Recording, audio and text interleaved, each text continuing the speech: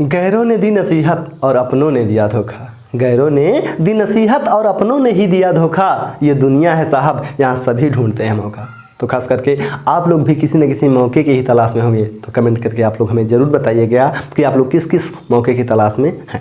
तो hi guys, this is Dhirendra और स्वागत है आप सभी का आपके अपने इस YouTube channel DK classes official. तो गाइज, आज हम बात करने वाले हैं इंग्लिश ग्रामर के यूज ऑफ अबाउट टू के बारे में। तो गाइज, सबसे पहले हम ये जानेंगे कि अबाउट टू का यूज कहाँ किया जाता है, कैसे किया जाता है, फिर उसके बाद हम उसे एग्जाम्पल के माध्यम से करके आसानी से समझेंगे।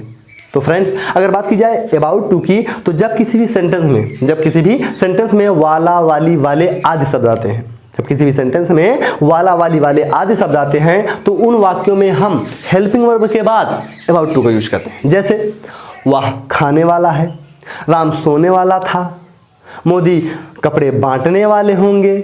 तो मतलब इस टाइप का जो सेंटेंस हमारा होता है, उन वाक्यों में हम हेल्पिंग वर्ब के बाद अबाउट टू का यूज करते हैं।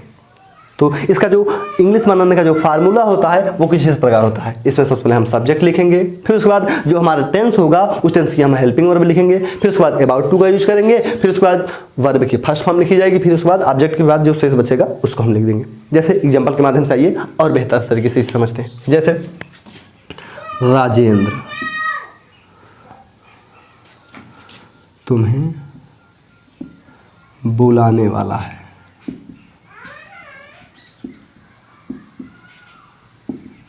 राजेंद्र तुम्हें बुलाने वाला है। अब राजेंद्र तुम्हें बुलाने वाला है तो लास्ट में है आ रहा है। जब लास्ट में है आ रहा है तो मतलब हमारा वाक्य प्रेजेंट टेंस का है। और वाक्य की अगर हम बात करें तो ये साधारण वाक्य है। तो जो साधारण वाक्य का जो रूल्स होता है उन्हें बनाने का, वो कुछ इस प्रकार होता है। तो पहले सब्जेक्ट लिखते हैं, तो इसमें जो हमारा सब्जेक्ट है वो है राजेंद्र, तो लिख दीजिए राजेंद्र।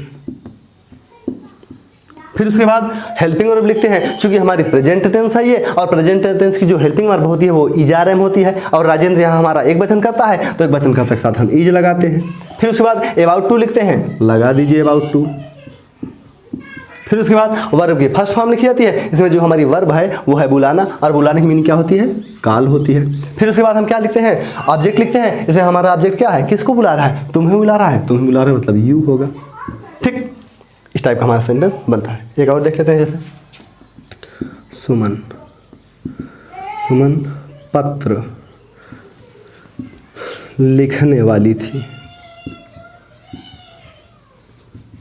सुमन पत्र लिखने वाली थी, तो सुमन पत्र लिखने वाली थी, वाली आ रहा है और प्लस थी आ रहा है। जब वाक्य में थी आ रहा है मतलब ये वाक्य पास्ट टेंस का है। जब वाक्य पास्ट टेंस का है और वाक्य साधारण है, तो साधारण वाक्य में फिर यही रूल्स लागू होगा। सबसे पहले हम इसमें सुमन लिखेंगे, तो लिख दीजिए सुमन। फिर उसके बाद हेल्पिंग वर्ब लिखेंगे, क्योंकि हमारा ये पास्ट टेंस है, लास्ट में थी आ रहा मतलब पास्ट टेंस है, और जो पास्ट टेंस की जो हेल्पिंग वर्ब होती है वो वाज वेयर होती है। एक वचन करता के साथ वाज लगाते हैं, बहुवचन करता के साथ वेयर लगाते हैं। तो यहाँ जो हमारा सुमन है, ये हमारी सुमन क्या है? एक वचन करता है, तो एक वचन करता के साथ क्या लगाते हैं? हम वाज लगाते हैं, लगा दीजिए वाज। फिर उसके बाद क्या करते हैं? अबाउट टू लगाते हैं, फिर हम अबाउट टू का यूज कर देते हैं। फिर उसके बाद वर्ब फर्स्ट फॉर्म लिखी जाती है। इसमें जो हमारी वर्ब है वो है लिखना, और लिखने की मीनिंग होती है राइट। फिर उसके बाद क्या करते हैं? ऑब्जेक्ट लिखते हैं। क्या लिखने वाली थी? पत्र लिखने वाली थी, तो राइट अ लेटर लिख देंगे। अर्थात Suman was about to write a letter. Suman पत्र लिखने वाली थी। ठीक, आइए कुछ और देख लेते हैं। जैसे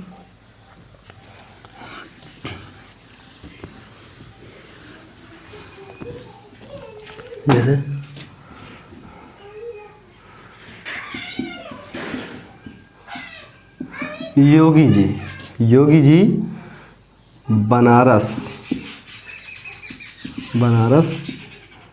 जाने वाले होंगे। अब भाई योगी जी हैं, तो योगी जी भाई एक पंडित आदमी हैं, तो बनारस उनका लाजमी जाना है। तो वही यहाँ पर कहा जा रहा है कि योगी जी बनारस जाने वाले होंगे। तो योगी जी बनारस जाने वाले होंगे लास्ट में आ रहा है, मतलब ये वाक्य हमारा फ्यूचर का है। योगी जी बनारस जाने वाले होंगे मतलब अभी गए नहीं हैं, मतलब फ्यूचर की बात की जा रही है, अर्थात ये फ्यूचर टेंस है। और फ्यूचर टेंस में साधारण वाक्य है, तो साधारण वाक्य में सबसे पहले हम सब्जेक्ट लिखते हैं, तो लिख दिए। इसमें जो हमारा सब्जेक्ट है वो है क्या? योगी जी। फिर उसके बाद हेल्पिंग वर्ब, चूंकि ये हमारा फ्यूचर टेंस है, तो फ्यूचर टेंस की जो हेल्पिंग वर्ब होती है वो विल बी और शैल बी होती है। तो योगी जी हैं, तो योगी जी के साथ हम बखूबी जानते हैं कि हम क्या लगाएंगे? विल बी लगाएंगे। फिर उसके बाद अबाउट टू का यूज करते हैं, लगा दीजिए अबाउट टू। फिर उसके बाद वर्ब फर्स्ट फॉर्म, इसमें हमारा वर्ब क्या है, जाना है, और जाने के लिए हम क्या लिखते हैं, गो लिखते हैं। और हम जानते हैं कि जहाँ जाते हैं उसके लिए क्या लगाते हैं, टू लगाते हैं, तो टू लगा दीजिए। और कहाँ जाने वाले हैं, बनारस, तो लिख दीजिए बनारस। ठीक, तो इस टाइप का हमारा जो सेंटेंस होता है वो बनता है।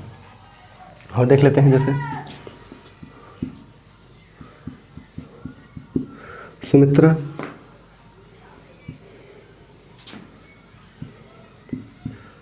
स्नान करने वाली है। सुमित्रा स्नान करने वाली है। अब सुमित्रा स्नान करने वाली है तो लास्ट में क्या आ रहा है आ रहा है। जब लास्ट में है आ रहा है मतलब वाक्य प्रेजेंट टेंस का है, तो प्रेजेंट टेंस का है, वाक्य साधारण है, तो इसका भी यही रूल्स होगा। तो सबसे पहले हम क्या लिखेंगे, सब्जेक्ट, तो लिख दीजिए सब्जेक्ट।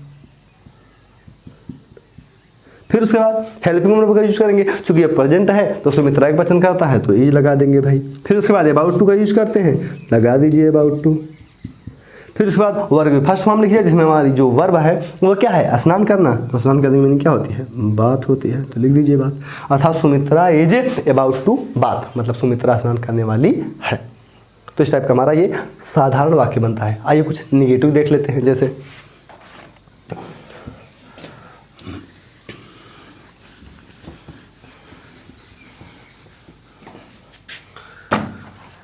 कुछ नेगेटिव देख लेते हैं, जैसे कि हम पत्र नहीं भेजने वाले हैं।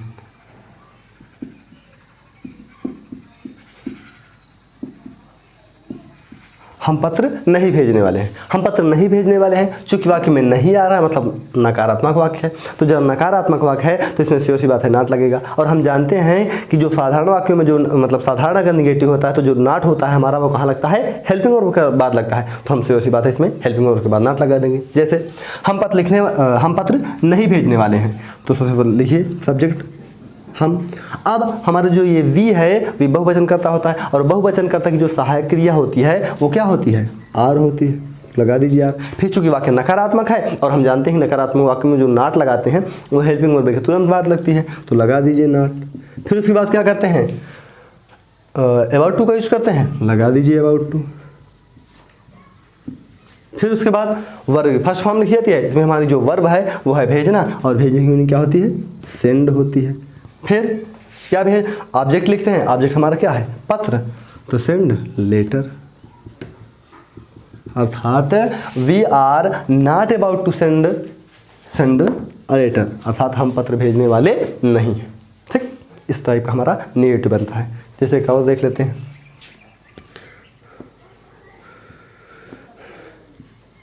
वे कानपुर में नहीं रहने वाले थे।